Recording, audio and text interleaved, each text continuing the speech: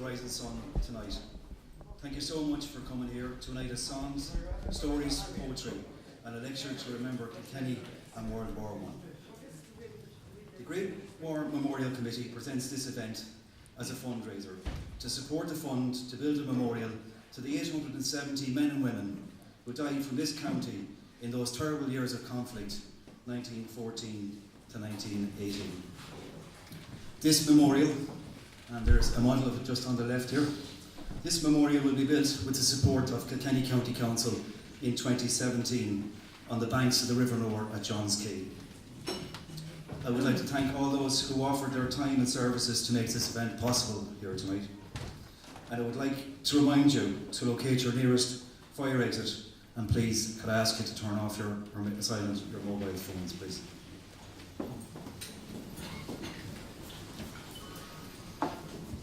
I do hope you enjoy the show tonight. Without further ado, I would like to introduce Liz Kett, teacher, artist and radio presenter, to read the stories of Nurse Bridget Donovan and Private Patrick Ryan.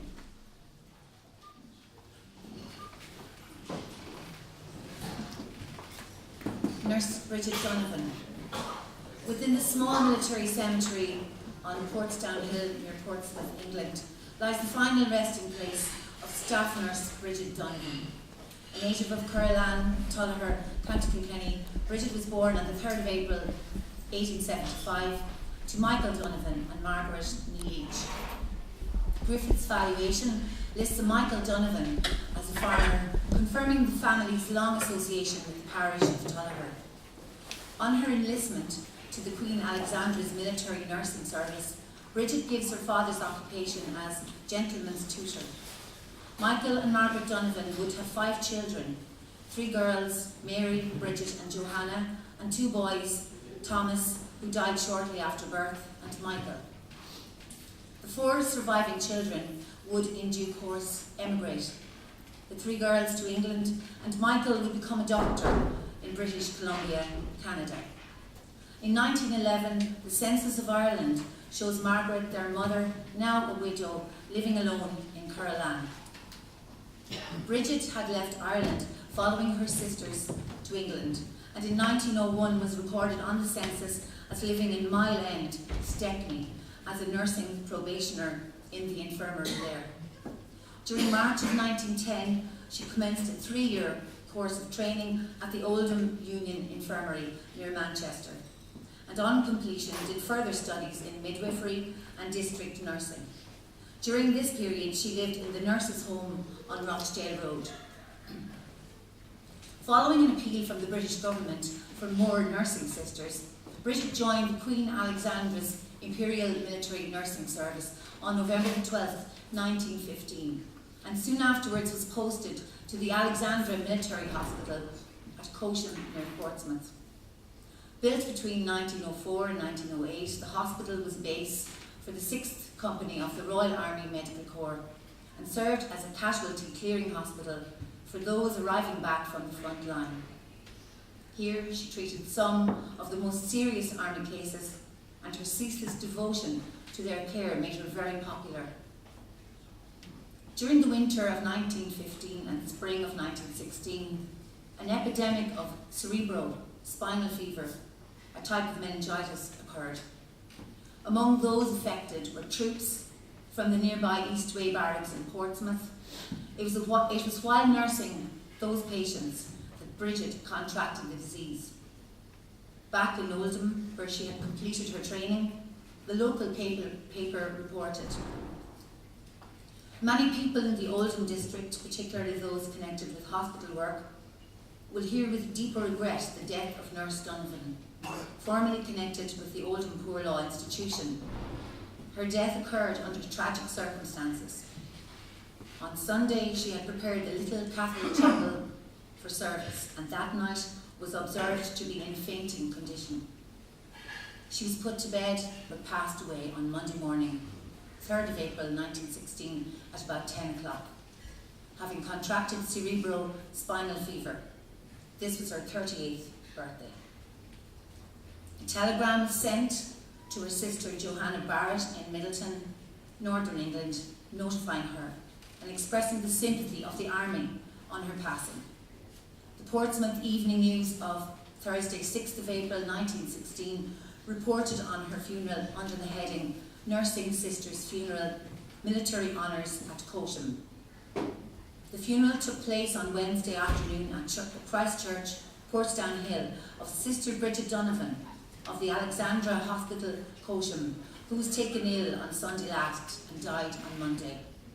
The deceased was held in very high esteem at the hospital and was accorded full military honours. The remains were enclosed in a polished oak coffin with brass fittings, covered with a Union Jack and surmounted by a floral cross from her mother. The coffin was borne by 6 sergeants of the Royal Army Medical Corps to the gun carriage. A band and firing party also attended.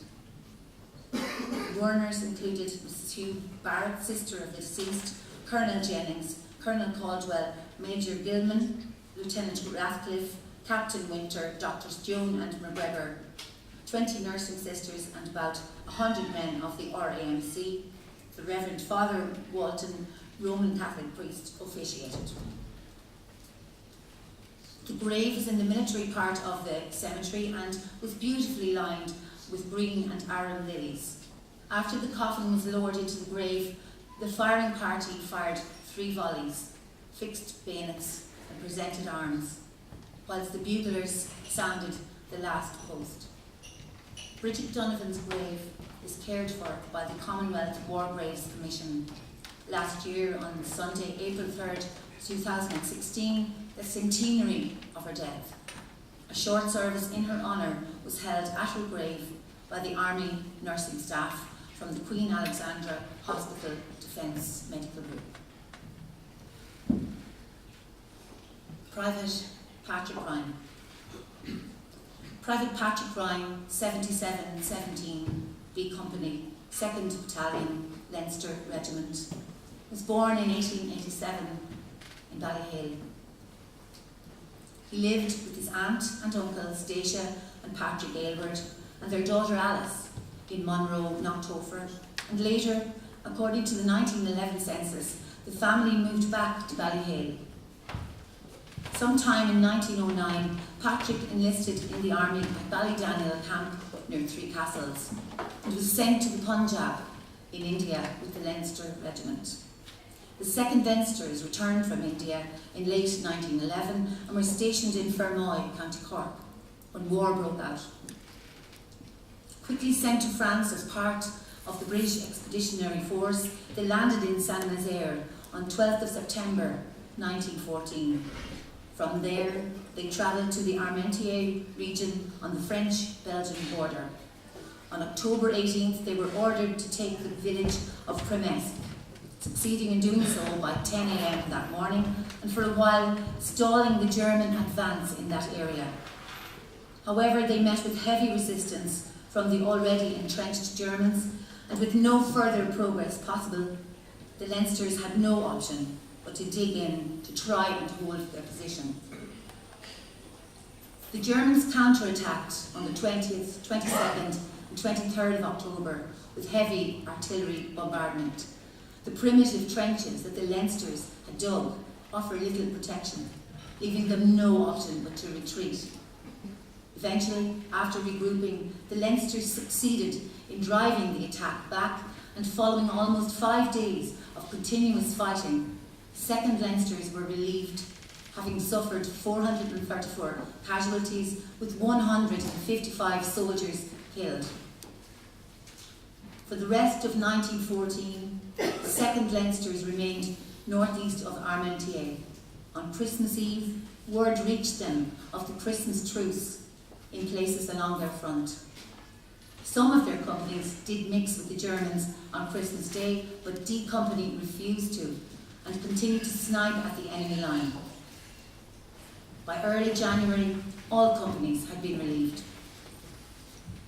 1915 continued with Patrick's unit still in the Ypres salient, seeing major action at Hooge in what became known as the Second Battle of Ypres. Later in May, they suffered heavy casualties while stationed outside the village of Saint-Jean. Patrick, now aged 28, was killed in action in this area on the 6th of June. A report in the Kilkenny People of July 1915 tells of his death under the heading, Death of a Gallant Leinster.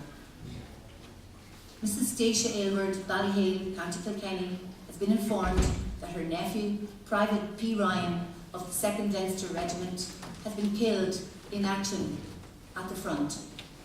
The deceased was a brave soldier and did service in India and had been 11 months in the firing line in the thick of all the heavy fighting and never received a wound till he was killed on the 6th of June near Hill 60. In another article in the Kilkenny People in August 1915 entitled Ballyhale Soldier's Death, we learn more about what happened to Patrick. Mrs. Stacia Aylward, Ballyhale Cottages, Ballyhale, whose nephew, Private Patrick Ryan of the 2nd Leinsters, was killed in action on the 6th of June, has received letters of sympathy from his officer, Captain Louis Daly, B Company, Leinster Regiment, who writes, Dear Mrs. Aylward, your nephew was the greatest loss to my company and the regiment. He had been out since the start, never gave any trouble, was full of courage, and was in every way a wise and excellent soldier. He was the type of man who, given the opportunity, would earn distinction for himself and his regiment, so it is mighty sad to have lost him. He was killed in action on June the 6th at 9:30 p.m. north of Ypres. A bullet got your nephew in the head, killing him instantly and painlessly, and to our great sorrow. He received absolution with the rest of us in the evening. In any case, he died for his country and doing his duty, so you need have no fear of his eternal salvation.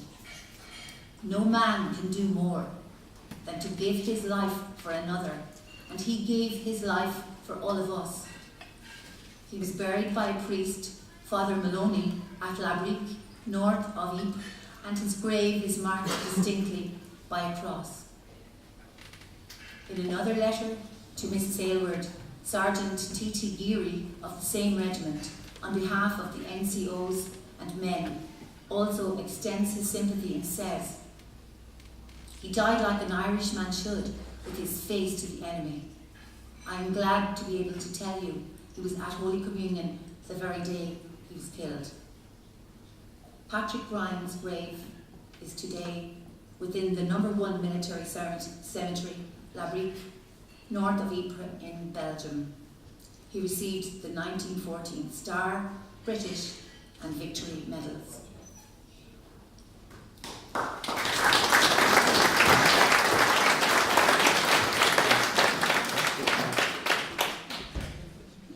Thank you very much, Liz. Liz has kindly offered to record this show tonight for a 1-hour special to be broadcast on local radio later this year.